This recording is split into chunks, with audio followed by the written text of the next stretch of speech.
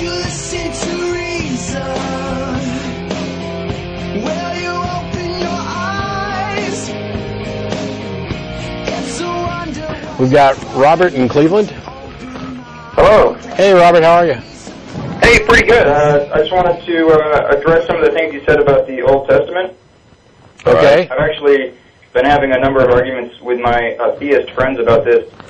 I do think it is immoral, but I wanted to maybe point out that you're being a little unfair. About what? Well, the treatment of Please say women who are slavery. taken captive. I was just sitting here whispering, please say slavery. So you think I'm being unfair about slavery? No, I just wanted to, okay, here we go. Deuteronomy 21, 10 through 14. No, screw that. You've gone too far. It's in Exodus 21. Oh, what do you mean?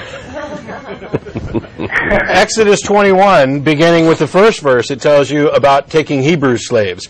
And these are the laws that you're to set before them. If you buy a Hebrew servant, he is to serve you for 6 years, but in the 7th year he'll go free. That sounds kind of nice.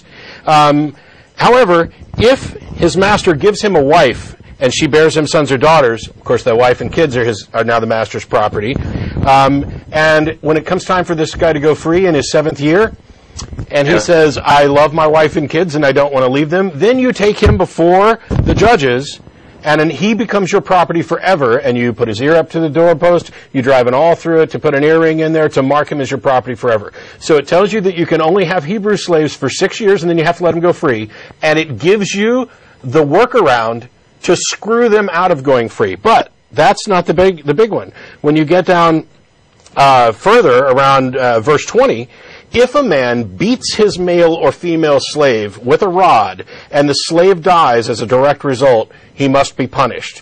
But he's not to be punished if the slave gets up after a day or two. If he survives, right, exactly. Since the slave is his property.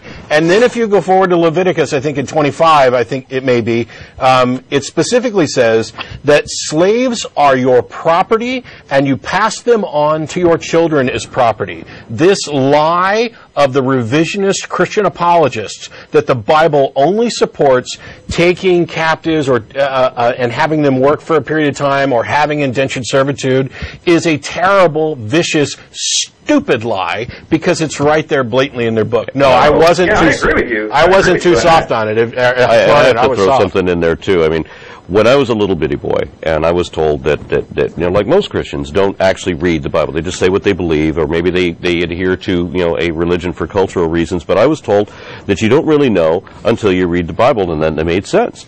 So I read it, and I didn't get very far into it before. I mean, I was told that this is the Word of God. This is going to be divine wisdom. This is going to be truth. This is going to be justice. And very quickly I ended up throwing it across the room in disgust because it was none of those things.